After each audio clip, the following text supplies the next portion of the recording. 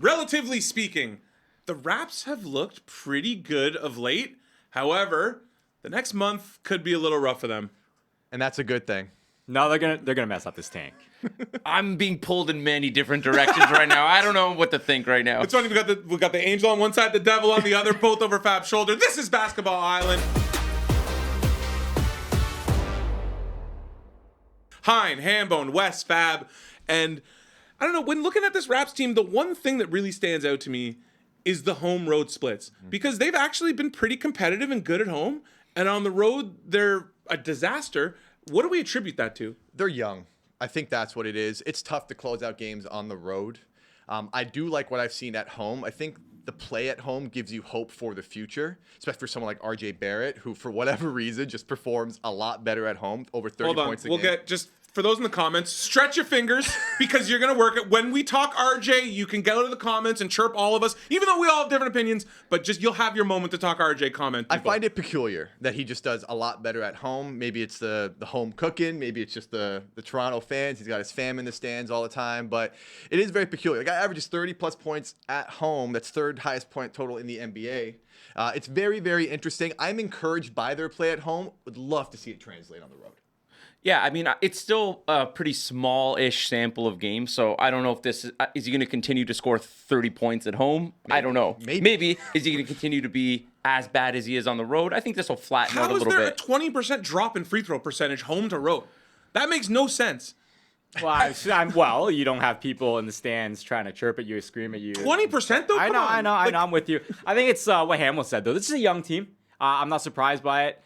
I mean, the gravity of it, probably a little bit extreme. I think it'll level out, but this is what happens with young teams. And I think one thing I'm fascinated by is clutch time. What are those stats going to be home versus away as we get further and further into the season? Do those things improve, right? Because that's basically where a lot of the problems are. They kind of scramble a little bit near the end of the game, whereas the first 3.5 quarters, they're solid. I don't know. Maybe it's something on the road they're just not able to execute the same way. So it's hard to win on the road. Like, it just is, right? Like, you kind of have to, like, feed off the opposing crowd a little bit. You got to be super disciplined. Raptors do have turnover issues, although their defense has been better. Yep. That does tend to translate better than offense on the road. But they're a young team, man. They're young. We want them to lose games. We want them to get a taste. Sorry, I was just going to say, to me, the home road stuff is a little less important than they just are starting to look much more confident because Scotty Barnes is playing. Yes, that's a huge part. Yeah. I mean, let's be honest. He's a pretty impactful player on both ends, and it's not a surprise that their record is looking better now that he's playing again. So the question is, are they playing a little too good with him? Too good. He's raising the ceiling a little too much. But let's put a bow on the home road thing real quick before we then go to Scotty. We are all trying to take FanDuel's money. That's why we're here. Is there a way, and I know we're taping this on a Tuesday before the Pacers game, so we won't really be referencing that, but RJ's points are 24.5, and that's something I'm going to be betting because I want to try to capitalize on this home road split. Is there a way that we can make money off of this information?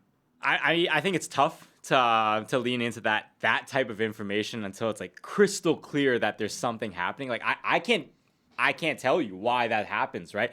I would say more about measuring up against the defense that they're playing against that night and seeing whether or not what their deficiencies are match up with Barrett's strengths. The main thing, Barrett /cut, very good at getting to the rim. That's typically when he's at his very best. So when you're up against a defense like, the Pelicans, who don't really have an efficient rim protector, That's a nice way of putting that. Okay?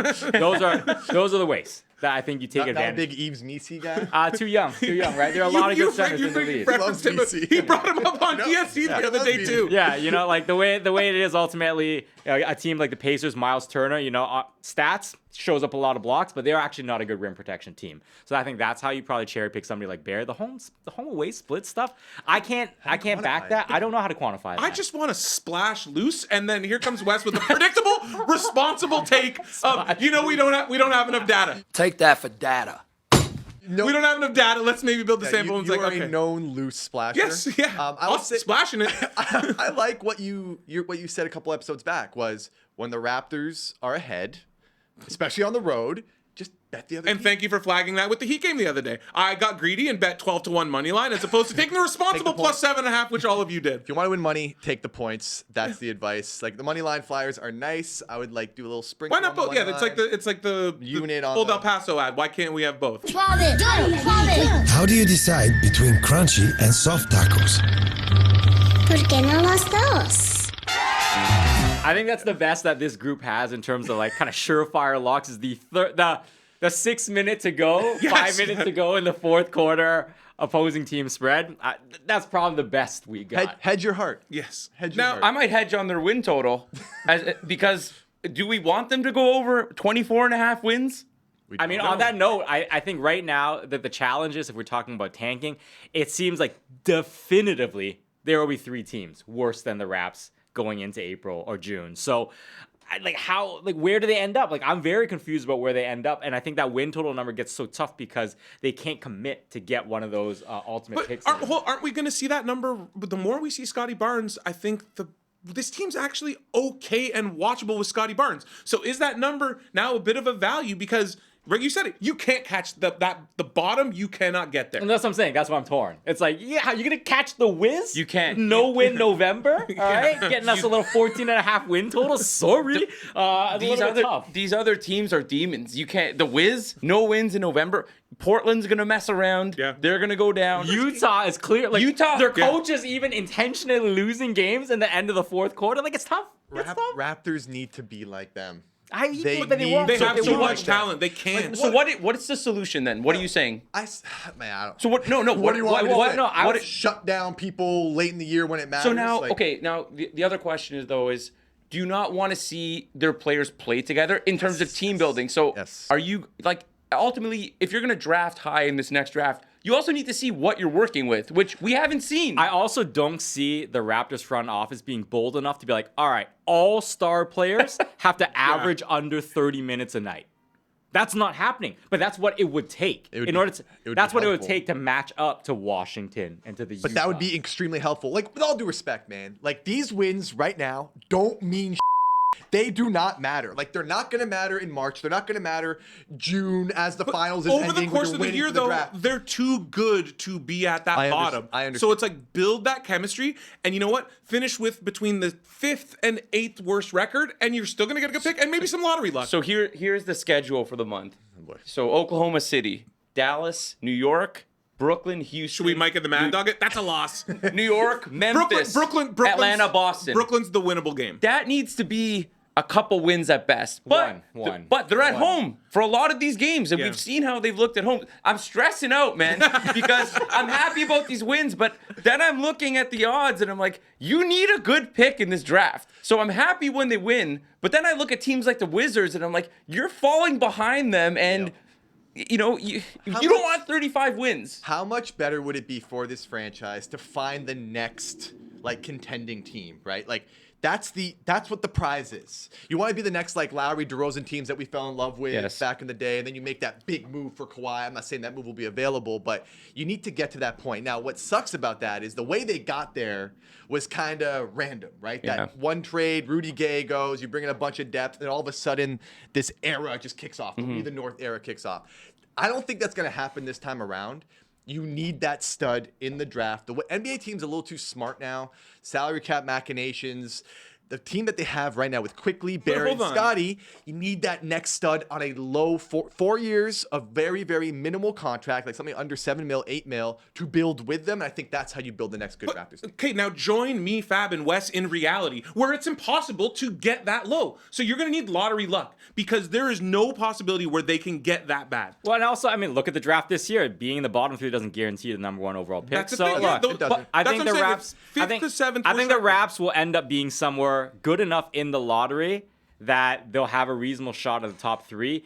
But to get to the bottom three, I think you're slowly watching and waving goodbye at that reality. It's going away. I'll take bottom 4. Bottom four. Bottom but- four. Okay. All right. But there's a big difference between picking 11th. Way to get there. You got there, man. There's a big difference between picking 11th and 5th, especially in this draft. So I understand you can play the whataboutism game about, well, it doesn't matter who you pick. The 4th pick could be a bust. The 10th pick could be the best pick in the draft. this draft represents the ultimate ceiling raiser for them.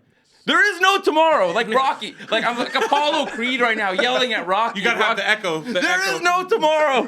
There is no tomorrow. There is no tomorrow. Deep reference. I like that. So to your point, what do? I would pull some nefarious come February. It's March. too early for that though. Right now, like I'm thinking ahead. Jeff Galooly. I edit that out, Connor. I'm thinking ahead, man. Like, do what you have to do. Reality is what you make it. Like, I get it, man. I understand. Until like mid-January, the schedule was rough. You went through at least the initial part in December, this homestand. By the time February rolls around, like, with all due respect, man, like, oh, someone has like a cut on their finger, they're out for 3 weeks. Like, that should be the mentality, in my opinion. Now, I don't think that's like condoned. Do not listen to me. I am a nobody, but that's what you have to do. Get dirty. I'm just shocked you haven't said explore the space yet. Yo, yeah. We're gonna hold that back. so. But here's the thing. As bad as the East is, the play-in hasn't moved. The play-in is no. Don't get me started on that. I know, but Hambone, if we know MLSE enjoys revenue. So They like if money? you're around They like if money? you're around the 11th or 10th in the East spot, are they going to put those guys away, or is it going to be like, hey, you know what? Like let's just try for the play-in and see. I think what like happens. a point of distinction to make here is this will not be on the players. This will not be on Darko. Yeah. This has to be a clear Bobby and Masai. cut. Somebody like stepped over the line and said, this is what we're executing. And then everyone gets to kind of run away scot-free. This isn't the NFL. Like, it's very hard to tank in the NFL because it's such a contact sport. Like, you can't ask guys. You can't to, go half speed, yeah. You can't go half speed because, your body and health kind of depends on it. NBA, you can play around with it a little bit. You can pull strings. You can pull levers. It's more to what Wes said, though. It'll be management doing it. It's not players who are just going to half-ass That's it. the point. I want the players and Darko to try and win every game. I do want that, but no harm in throwing in your young guys in very tough situations, sitting a couple dudes on occasion when it matters. I feel like that's reasonable. We'll also see what this is the kind of the shirt before the shirt for the trade deadline, right? Right. Right. So December is. Our millennialism is just showing so strong here with that one. But once again, where I'm conflicted is I also want to see these guys together. Oh, for sure. You can't. You have to evaluate what you have, and they haven't been able to do that. So The quickly injury is going to, in my opinion, put a dent in my hopes for this. Yeah. And I think a lot of Raptors fans' hopes is that we haven't seen them play together, and that is a must. And if you add quickly in, they're gonna start winning games. So I'm very nervous about what the future looks it's like. a catch-22. It No really matter how is. you look at this, it's a really catch-22. is. I said this off the top. They're going to mess up this tank. I'm telling you, man, this tank is not happening. It will not happen. They will be somewhere where we don't want to be, kind of in the middle, and you're just praying like the Hawks, who were like, what, 9th pick? They were 9th, and then they ended up getting the number 1 overall pick. You're just praying. Yeah, you got to hope. You get some lottery ball luck, because the reality is you also want to see these guys out there. Like, you can't ice a guy for 82 games, right? The best part is, dude, it's you gotta sit your veterans. It's like Bruce Brown hasn't played. Yeah, Kelly Olynyk, Olynyk hasn't played. Like these guys are technically your veterans. Yes. They haven't played, and you're still kind of frisky. You're getting better. You're winning games at home. Like, just do the right thing, man. Whoever wants to chase the play-in, you need to give your head exam. It's not so much that they want to chase the play. They've already done quite of a lot to set up for the tank, and they're still winning games. This is a critical juncture of the Yes, season. it is. Like, we're gonna look back at these potential wins here. We're gonna be like, do we really need to win that Miami game? Yeah. Yeah. Do we really need to win that one? It's gonna suck, man. Be bad for 1 year. Take our medicine. Good things will happen. Well, talking about the MLC front, consider this a message to the fans, all right? You want this team to lose for the greater good in the long term. MLSC will only have a problem with this if seats start getting emptied out. This is an exciting Raptors team. People are enjoying watching this team right now, wins or losses. I think the fan base has gotten behind this group in the locker room, watching open gym, rally each other up. This is a fun team. So you don't need them to win games in order to still appreciate it. I think every fan that actually watches is bought in to the process now. So fans, go to the games, watch the games, make sure that you're giving it to the organization to let them know you're okay with them losing all these games, because that'll give MLSC the feeling of encouragement that, hey, we can actually commit to this because our fan base isn't up our telling us that and hey, lower we ticket have to win. prices. No, we but have to win. Another nice thing though with the season of the real fans, and I was looking. This is a good segue to talk about the OKC game on Wednesday. You can kind of get. What did I say? It's Wednesday. Wednesday. It's Oh, okay. sorry. It's all good. It's okay, man. We all mess up. You can get lower bowl tickets for under $100. When was the good. last time that was possible? So like the stupid puckheads, see you later, and the real fans. Oh, not here. Whoa. Shots fired. Shots fired, Basketball Island. The puckheads they've left the building, and you can go and watch good basketball for a reasonable price. And you know what? I kind of want to go see SGA on Thursday 100%. because For sure. his jersey's hanging right there, or not hanging, but up there right there. He's playing at an MVP level, and he's coming to Toronto. And if I can get in the lower bowl for around $100, sure, that seems like a great We're time. not bad people. We're the voice for the voiceless. Yeah, speak for all right? yourself.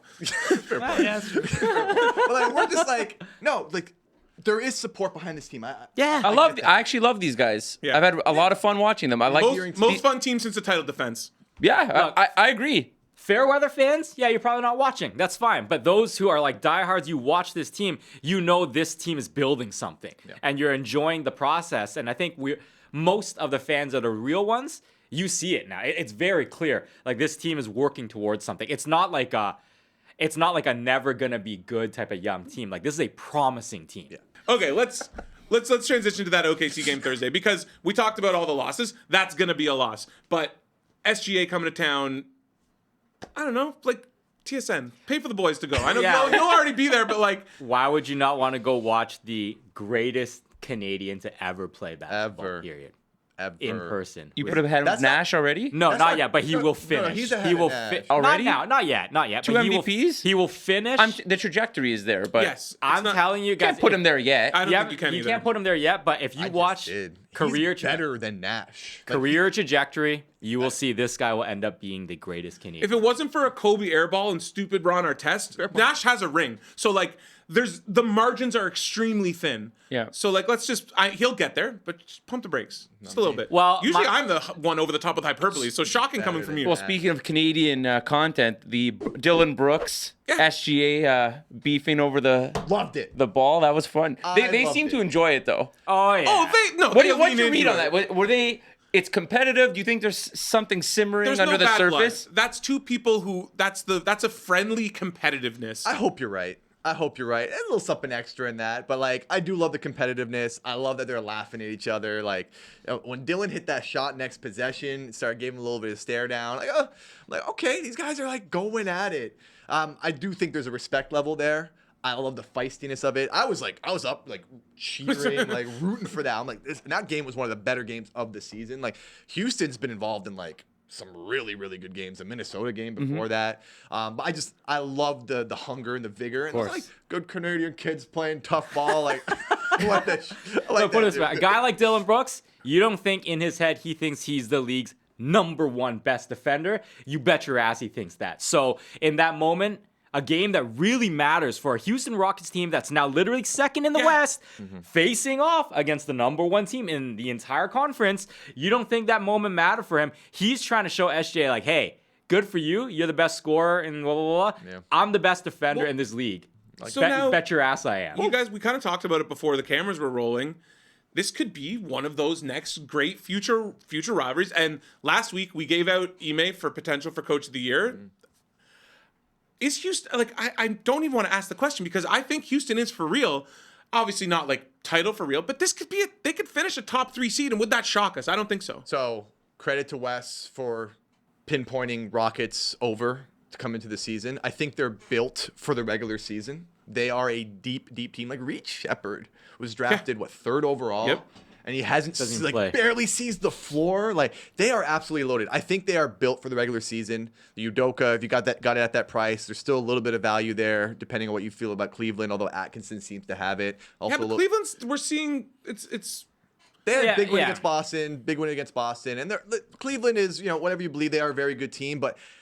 Cleveland lost twice to Atlanta, right? Like that's. They did. It's the NBA, man. I know. I I'm mean, just saying, like, it's not. Yeah. They are when we spoke. They're not last bulletproof. Week, yes, exactly. Yeah. The Rockets regular season team Absolutely love it. I think they are built for the regular season. Amen Thompson, Tari Eason. You got these guys coming off the bench. Fred is kind of molding into he's a perfect leader for that squad too. That three he hit against OKC was nuts. Big time. So the playoff stuff is interesting. So they do have Dylan Brooks. They do have Fred VanVleet, who has playoff equity. That's finals, KG, Craig Sager equity. bar fight series. No matter who you're getting, that's bar fight. Yes. So I do love them as a regular season team. If you are willing to take the flyer on them to be a playoff team, I would preach a little bit of hesitancy in that regard, only because I haven't seen it yet. So that might be unfair on my part. But as a regular season team, hammer them. I just want to set the table once again. Coming into the year in the preseason press conference, Udoka's comment was, we are going to make the playoffs this year. And he was laughed at. Oh, wow. Like, that's such an outrageous claim. Like, that's actually what happened in the preseason press conference. They sit number 2 right now. So Udoka, he deserves a lot of credit for developing a defensive identity. A lot of the teams, young and up-and-coming teams that have made it to this level without maybe a top-tier score, Orlando, OKC when they're coming up, Memphis even when they were first rising up, they all started on the defensive end. Houston's just another example of a team that's doing that and building that up. I was just going to say, they're both poised to not just this season, but in the future, be major players in the West. A lot of assets, a lot of young players. And there is like a weird synergy with these teams. Like, they were both teams who tried to take down the Warriors, kind of couldn't do it. You know, you have Harden jumping from OKC to Houston. OKC, I believe, traded Şengün to Houston. So it's kind of fun. And then you've got the Canadian angle now too. So I do think they could be two of the teams in the next 5 years where, I don't know, do they have the brightest futures? I'd say them and probably San Antonio just because of Wemby. Wemby. Whatever you want to make of the Mavs. I mean, Luka's still going to be in his prime for 4 or 5 more years. But these could be the teams we're talking about for the next handful of years. Now, with that said, Brooks and VanVleet, they might not be there long term, right? I do believe they have. I think VanVleet is an option. So there's a team option on VanVleet that's at like $50 million. So they're actually facing a very interesting. So I think the way the cap is rising, though, that's actually, you still pick that up because, and I love the way they've built this team. Too many times in the NBA we see, just youth. Yeah. You need grown-ups. You need adults in the room, and both Brooks and VanVleet epitomize the type of leadership and like tough-nosed play that you want to show your young guys. But they don't. I mean, for this season, they don't have the high-end talent OKC does. They're not. If you're drafting the teams out, you're probably taking Shai, Chet, and Jada before anybody in Houston, right? Houston's probably still a year or two away before they're really serious contenders. But to your point, Fred and Dylan, when they were signed on, they were kind of laughed at, those signings. Let's call it what it is. The music, those are overpays. They were exactly the reason why this team's gone from a 20 win, 60 loss team, a bunch of like young kids, to now having adults in the room with a clear identity, which they're playing a certain way. It doesn't matter whether they win or lose. I think just like the Raptors are trying to build something, they've built something. Houston's problem, I think, going forward is going to be Jalen Green. I like Jalen Green out of the draft, but you need him to be a closer type. Right now, when it comes to the end of the games, they lack that guy. Guy. The best thing they got going for them is VanVleet and Şengün running that pick and roll. It's been getting them a lot of good looks. It's not going to get it done in the playoffs. It may not get it done. Like we're Raptors fans. We love Freddie, obviously, but like, we thought he had the ball in his hands a little too much. He can be limited against length too. Like, really limited. Like, unless he's hitting shots from the logo. Like, to me, that's the one conundrum that they're going to face. And I know Houston just re-signed Jalen Green. You need a closer type. I love Amen. But they have they have the assets to maybe make that move though in the future. Smith or Jalen Green, I feel like they have pieces to make a move. One of those two dudes will be traded. I know you were railing on Jabari last pod. Like, I think for them, like, they need to explore the space a little bit. Oh, there we go. Get the counter up. Explore the space. Explore the space. Right now, let them explore the space. Explore the space, man. Explore the space a little bit. Explore the space, my friend. That's like OKC is doing right now. I like that OKC is making moves on the fringes. I think Houston got ahead of it with Dylan Brooks and VanVleet. They could have one more fringe move in them before they push their chips in. I think this is just to your point. Give them 2 to 3 years. Let's see if they can get there organically. Yeah. But I think at the end of the day, OKC has Shai, and I don't know if Houston has that. So, and it's crazy. Like, it comes in a hurry, right? The young people, the young team leap. It really happens. Like, what was their win total going in the year? 42.5? This is Ask him. He slapped it. And what is it now? What's their like 51, 50 and a half? So 50 like and a half. Would you rather have what the Rockets have or what the Spurs have? just because of Wemby. Just You because can't- of Wemby, ceiling, yeah. Spurs ceiling. Yeah, it comes down to the closer, which I Yeah. think Wemby is the like like the highest like grade of potential future closer. Pun you got. intended. Yeah. You can't recreate. That's the hardest thing to do is to get an alpha top 5 guy, yeah. and that is what Houston's missing. But maybe the Raptors model. They have those pieces that in a Yeah. couple of years they can maybe flip that and bring that guy. And I love in. Şengün. Like Şengün Yeah. is a tough dude. But there's things I worry about with him come playoff time. Defense Yeah. being the biggest thing. Can he guard? I mean, I also worried about Jokic for a while, but his offense was just so overwhelming. Yeah, that it he didn't made you eat matter. those words, didn't he? Where are you looking? I'm looking for the jersey. It's up there. Yes. Yeah, it's the closer. Let's see how they get there. I'm very intrigued, but grow organically. All in all, amazing situation and time and era for Canadian content. Yeah. Ball, like at the peak of ball right now, to have 1 and 2 right up there as Canadian guys kind of leading or being part of the leadership group of those two teams, you love to see it. Yeah. You love to see it. And by the way, like, I don't want to do this again. We just talked about Jokic, but fade Jokic for MVP. He ain't winning MVP. He's not going to do it. He might win clutch. I don't like the Aaron Fox in that award. I think it's stupid. If you're supposed to win games, last I checked, that's what makes you clutch. But like Shai, like I'm the value's still a little bit like low. Like he's what plus 360 according to FanDuel. 50. I think he's gonna win MVP. Like they're doing this now without Chet Holmgren, which I think is actually a big deal too, because he was balling out to start the year. Hardenstein's been awesome, though, man. He's been great. What's interesting is Jokic is the favorite to win MVP, but Denver's win total is 48 and a half. Yeah, 48. 49 and a Okay, half. so let's say they win 48. So That's not enough. Can't win so, MVP. So that's the thing, right? So I mean, they can't. He's not going to win MVP if they win that little, but statistically, he's blowing the doors off everybody. I think I think what is interesting is OKC's win total above everybody else in the conference is I think 6 or 7 games in terms of a gap between 1 and 2. And if somehow OKC is able to stretch it out and they get to 60 wins, I think it's the best player on the best team argument, and it's a I slam think dunk. that's for sure. I think they are a 60-win team, and then that's why I like the value. there. But I mean, the close. thing is, right now Chet's projected to miss half the season. That's a lot of season without Chet. getting and that's tough. Hardenstein back timed, that was perfectly timed, and Fair, like, they really fair, benefited but I from mean, that. the idea is like you have them together. Yeah, oh yeah. And when you have them together, that's a 65-win team. They were playing really small for like a week plus Yeah. there. Jalen Williams was Dude, playing there was center. no one That- taller than 6'6", right? Yeah, like Yeah. and like again, Chet was balling to start the year. Like that is a monster that you just add into your lineup. Yeah. And I don't think Shai's getting enough credit for kind of like carrying this team through that. And they're still winning games. Like that matters. And again, like if you think OKC's winning 60 and Shai's averaging 30. That's And like yeah, MVP. and he might be statistically just below Jokic because Jokic is Yeah. doing amazing things. But if Denver wins 47 or 48, OKC wins 60, 61, and Shai's averaging 30 a game, it would be blasphemous to give that to the MVP to Jokic. So on that note, that should be all for us. Go right now to FanDuel and bet Shai MVP because this guy moves lines right here. He moves lines. And don't forget to catch us on Apple, Spotify, wherever you get your podcasts. And to the people in the comments, yes, we didn't really hate on RJ as much as you would have liked, but you can still bash us anyways. Stay tuned.